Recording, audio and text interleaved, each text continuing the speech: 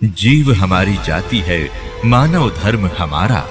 हिंदू मुस्लिम सिख ईसाई धर्म नहीं कोई न्यारा।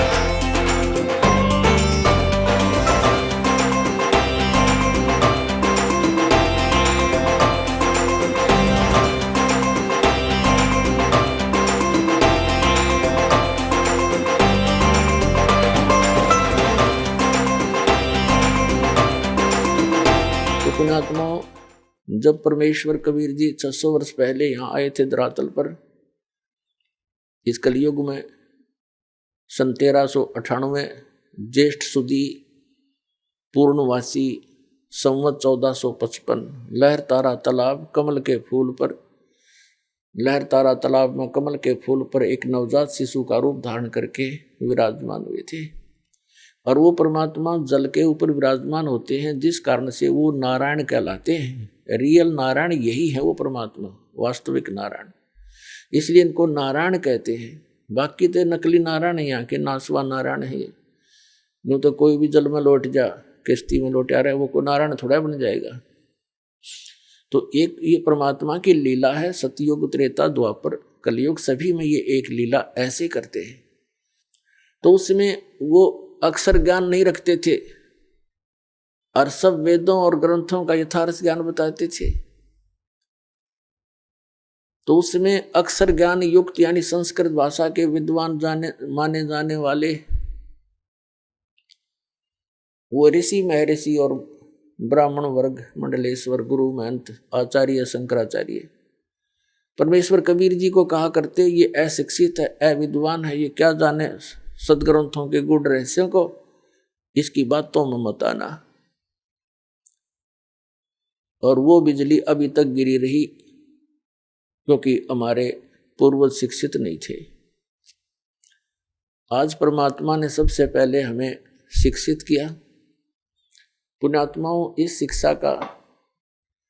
शिक्षा का हमें लाभ, एक विशेष लाभ यही है कि हम भगवान पहचान लेंगे। अन्यथा ये शिक्षा एक विष है इस मानव के लिए। इसको ये चातुर बनाती है, बेईमान बनाती है, माया जोड़ने के अतिरिक्त ये कुछ नहीं सिखाती है।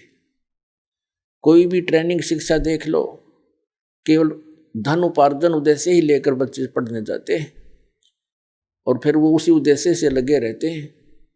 कोई बीच में मर जाता है, वो जोड़ी जाड़ी कोठी बनी बनाई रह जाती है। जो इस मनुष्य जीवन से कार्य करना था वो तो प्रारंभ भी नहीं कर पाता ये आत्मा। तो उस परमात्मा ने ये थोड़ा सा विष हमें खिलाना अनिवार्य समझा, क्योंकि इसको फिर अमृत में बदलना था। विष से अमृत होत है जय कर जाने कोई। अब इस विष को हम अमृत में बदल लेंगे। इस शिक्षा का हम लाभ उठाएंगे, भगवान पहचानेंगे, सतलोक चले जाएंगे, जहाँ सदा सुखी रहेंगे। कहीं बुढ़ापा नहीं, वहाँ मृत्यु नहीं।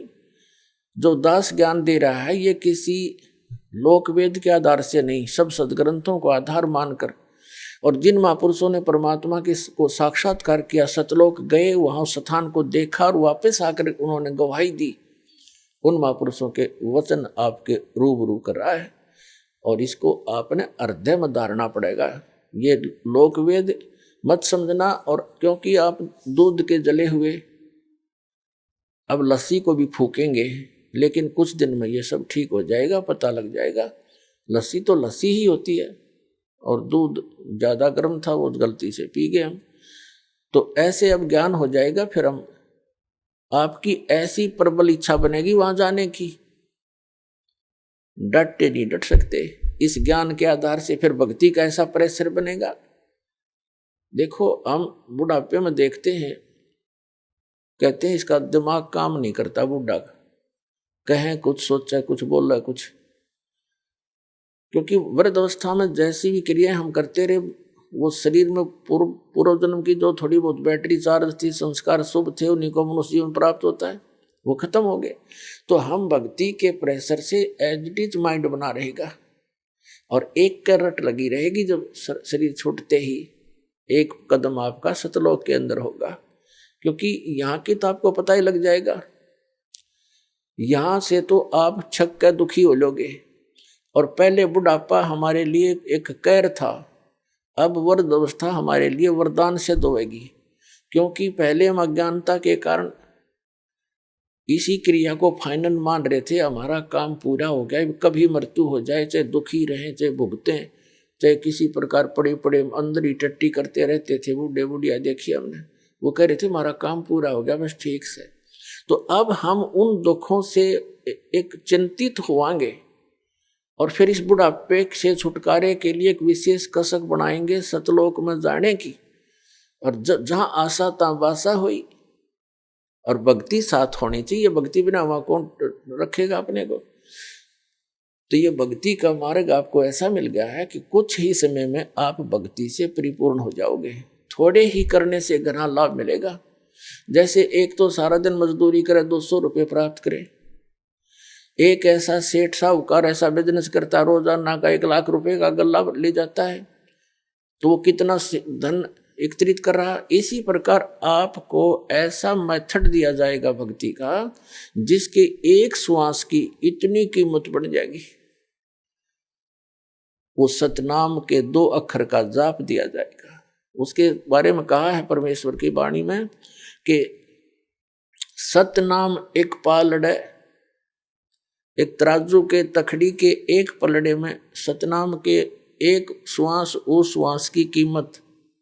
ये कंप्लीट मंत्र होता है। श्वास और उस श्वास से 2 अक्षर का पूरा जाप होती। एक मंत्र आपका आपके अकाउंट में जमा होगी वह कमाई।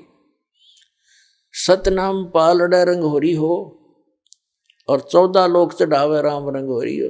दूसरे पलड़े में यहाँ के 14 लोक रख दे और 3 लोक पासिंग धरे रंग होरी हो, वो तो ना तुले तुलाया राम रंग होरी हो। अब ऐसा मंत्र आपको मिलेगा, तभी तो इसको सतनाम सतनाम की रट लगा रखी है कबीर पंथ के अंदर।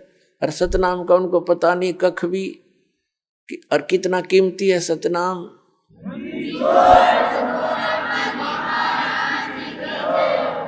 तो इस सतनाम की कीमत एक श्वास की कितनी बता दी, अब हिसाब ला लेना। और आप कितनी शक्ति भक्ति लेकर आए थे वहां से, कितनी पूंजी लेकर आए थे, यहाँ भी कंगाल हो गए, भिखारी मांगते फिरो, फिर भक्तिहीन हो गए, हम बन गए कुत्ते गधेश्वर बना दिए। इसने सब लूट लिया, इसने हमारे को, इस काल भगवान ने। इसने ये रेस्टोरेंट बना रखे हैं, स्वर्ग महास्वर्ग। आप यहाँ थोड़ी बहुत पुण्य दान करते हो, परमात्मा की दया से करवाते हैं, वो आकर के वो स्वयं आते हैं, अपने बच्चों को भक्ति से चार्ज कर जाते हैं, कहीं भी प्रकट हो जाते हैं किसी भी रूप में आकर के, और उनको भक्ति मार्ग बता जाते हैं। कुछ दिन वहाँ रह जाते थे। पहले तो ऐसा था कि एक क्षेत्र का व्यक्ति दूसरे क्षेत्र में नहीं जानता था वहाँ क्या हो रहा है, क्योंकि इधर आना जाना कन्वेंस थी नहीं। तो परमात्मा एक एक दिन 100 जगह 1000 जगह प्रकट हो करके, और वहाँ गुप्त रूप से साधु रूप बना करके 10-20 वर्ष कहीं रहे, फिर अचानक चले जाते थे और उनको भक्ति से युक्त कर जाते थे।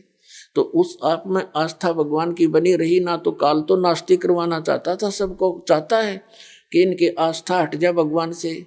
अब कलयुग में ये विज्ञान का कति ढूंढा ठवा दिया, या विज्ञान दी भगवान ने ये बनाने के लिए, इंटरनेट और सैटेलाइट और ये टीवी बनाने के लिए, ताकि मेरे बच्चे मेरे ज्ञान को घर बैठे सुना करेंगे, घर बैठे पहचान लेंगे कितना दयालु है वो परमात्मा। और काल हमें बकवाद सुनवाता है इन्हीं के माध्यम से।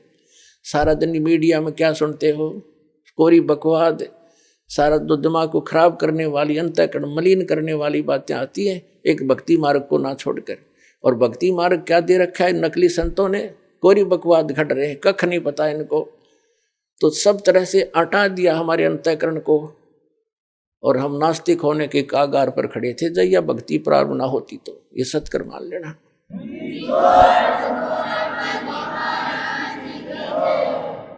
अब दया करी परमात्मा ने, फिर से बीज पड़ेगा पूरे सभी के अंतःकरण में। और अज्ञान से हम गलतियां करते थे, ज्ञान से उनको छोड़ देंगे।